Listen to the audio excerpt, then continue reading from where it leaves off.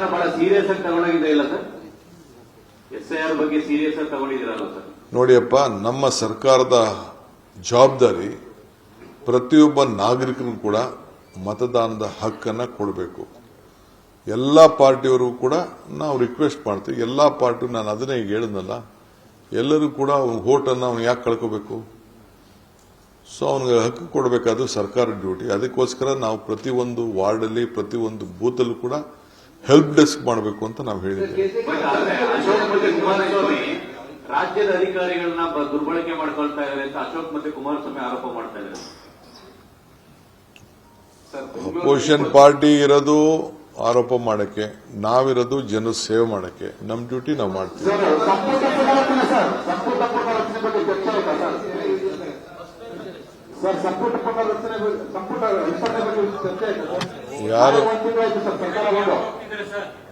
ಯಾರದು?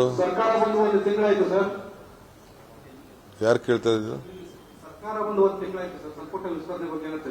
ಅಲ್ಲಪ್ಪ, ನೀನು ಎಷ್ಟರಿಂದ ಮಾಧ್ಯಮದಲ್ಲಿ ಗೊತ್ತು? ಯಾರು ಕ್ಯಾಬಿನೆಟ್ ಅಲ್ಲಿ ಇದನ್ನ ಎಕ್ಸ್ಪಾನ್ಷನ್ ಬಗ್ಗೆ ಚರ್ಚೆ ಮಾಡ್ತಾರ? ಪಾರ್ಟಿ ತೀರ್ಮಾನ ಮಾಡ್ತೀವಿ. ಈಗ ಮೋದಿ ಸಾಹೇಬರು ಎಕ್ಸ್ಪಾನ್ಷನ್ ಮಾಡೋದನ್ನ ಕ್ಯಾಬಿನೆಟ್ ಅಲ್ಲಿ ಮಾಡ್ತಾರ? ಅವ್ರ ಪಾರ್ಟಿ ಹೈಕಮಾಂಡ್ ಅವ್ರು ಕೂತ್ಕೊಂಡು ಅವ್ರು ತೀರ್ಮಾನ ಮಾಡ್ತಾರೆ. ಸಾರಿಗೆ ಪ್ರಯಾಣ ದರ ಹೆಚ್ಚಳ ಮಾಡೋದ್ರ ಬಗ್ಗೆ ಚರ್ಚೆ ಆಗಿದೆಯಾ? ಆಗಿಲ್ಲ.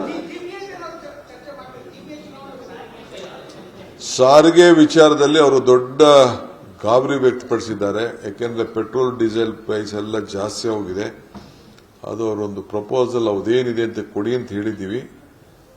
ಅದಾದ್ಮೇಲೆ ನೋಡೋಣ. ಅದಕ್ಕೆ ನಾನು ಟೆಕ್ನಿಕಲ್ ಆಗಿ ಏನು ಅಂತ, ಎಷ್ಟು ಲಾಸ್ ಆಗ್ತಾ ಇದೆ, ಏನಾಗ್ತಾ ಇದೆ ಅಂತ ವಿತ್ ರಿಪೋರ್ಟ್ ಅವ್ರು ಕೊಡಬೇಕು. ಬಹಳ ಲಾಸ್ ಆಗ್ತಾ ಇದೆ. ಸಿಬ್ಬಂದಿನೂ ನಮಗೆ ಬಹಳ ಇಂಪಾರ್ಟೆಂಟು, ಅವ್ರಿಗೆ ಡಿಪಾರ್ಟ್ಮೆಂಟು ಇಂಪಾರ್ಟೆಂಟು. ಒಂದು ರಿಪೋರ್ಟ್ ಕೊಡಿ ಅಂತ ಹೇಳಿದ್ವಿ. ಕೊಟ್ಟ ಮೇಲೆ ನಿಮ್ಮ ಹತ್ರನೇ ಮಾತಾಡಿ. ನಿಮ್ಮ ಹತ್ರ ಮುಚ್ಚಿಟ್ಟೇನು ಮಾಡಲ್ಲ.